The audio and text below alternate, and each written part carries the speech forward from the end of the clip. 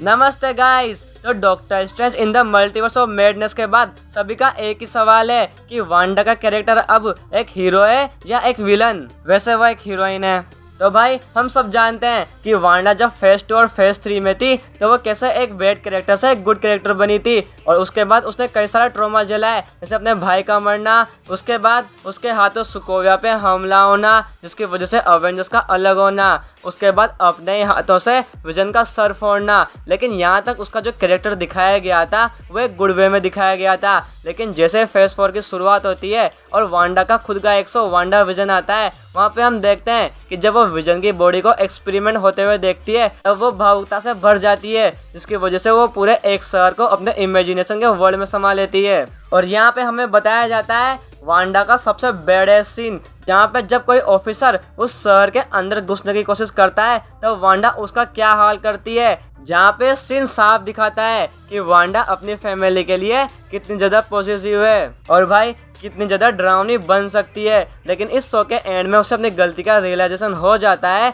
और वो बन जाती है वांडा से स्कारलेट विच। और भाई फिर पूरे शहर को आज़ाद करने के लिए उसे अपने इमेजिनरी बच्चे और विजन को खोना पड़ता है। लेकिन वो इस बात से काफ़ी ज़्यादा भावुक रहती है और वो ढूंढने लग जाती है किसी दूसरे मल्टीवर्स में अपने बच्चों को, और इसके लिए सहारा लेती है वो डार्क होल्ड का। इसके बारे में हम आगे बात करेंगे। और इसके बाद शुरू हो जाते हैं मल्टीवर्स ऑफ मैडनेस के इंसिडेंट, जहाँ पे भाई वो क्या क्या नहीं करती। सबसे पहले तो एक बच्चे की पावर लेके उसे मारना, उसके बाद पूरे कामाताज को उड़ाना और वहाँ पे मौजूद सारे सोर्सेस सुप्रीम को मारना, और उसके बाद दूसरे यूनिवर्स में जाना और वहाँ पे जाके वहाँ की जो टीम है इल्यूमिनाटी उसको बुरी तरीके से मारना। और ये सब इसलिए ताकि वह दूसरे यूनिवर्स के वांडा के बच्चों को हड़प सके।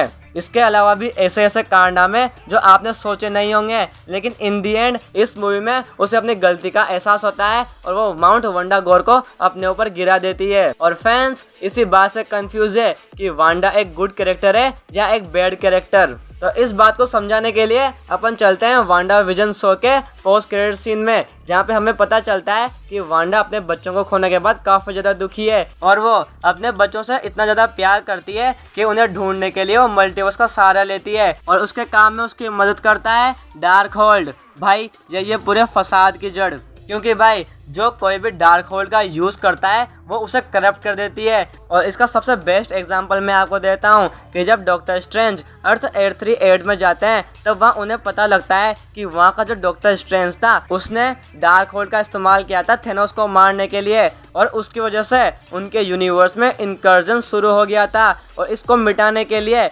इल्यूमिनाटी के ब्लैक बोल्ट ने वहाँ के स्ट्रेंज को मारना पड़ा।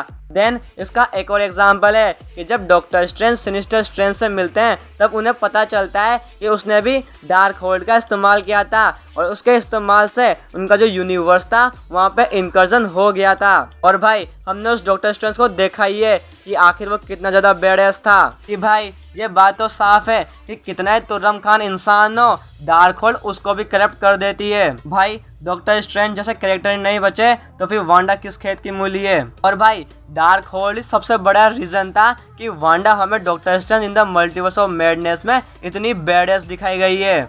यानी कि जो कोई भी डार्क होल्ड का इस्तेमाल करेगा वो एक बैड कैरेक्टर यानी कि एक विलन बन जाएगा। लेकिन वांडा मेरी तरफ से तो एक गुड कैरेक्टर है, और इसका रीज़न दूं कि जब अमेरिका सेवेज वांडा को 838 वाली वांडा से मिलाती है तब वो वहाँ पर अपने बच्चों को देखकर भावुक हो जाती है। लेकिन एक सीन इसमें ऐसा भी था कि वो अपने बच्चों पे चिल्लाती है और इसी मोमेंट पर उसे अपने बर्ताव के बारे में पता चलता है और वो रोने लगती है। लेकिन जब 838 की वांडा उसे आश्वासन देती है कि उसके बच्चों का ख्याल जिंदगी भर रखेगी, तब वो डार्क होल्ड के कांटेक्ट में होने के बाद भी उस वांडा की बात मानती है और अपने यूनिवर्स में वापस चली जाती है। और इसके अलावा भी वो सारे यूनिवर्स से डार्क होल्ड को ख़त्म कर देती है और माउंट वांडा गोर को अपने ऊपर गिरा देती है। और भाई ये मूवमेंट पूरी तरह दिखा देता है कि वांडा इतनी ज़्यादा अच्छी कैरेक्टर है कि डार्क होल्ड भी उस पर पूरी तरीके से कंट्रोल नहीं कर पाया। भाई हमारे डॉक्टर स्ट्रेंज का वेरिएंट सिनिस्टर स्ट्रेंज हमेशा बेड बना रहा और यहाँ तक कि 838 वाले डॉक्टर स्ट्रेंज को तो इल्यूमिनेटी को मारना पड़ा। और यहाँ तक कि अगाथा हार्कनेस भी हमेशा एक बेड कैरेक्टर ही रही है, लेकिन वांडा ही एक ऐसी कैरेक्टर है जो डार्क होल्ड के कांटेक्ट में आने के बाद भी उसने एक गुड डिसीजन लिया। और भाई मैं किसी और का तो नहीं कह सकता कि वो उसे हीरो समझते हैं या एक विलन, लेकिन मेरे लिए वांडा एक हीरो कैरेक्टर है।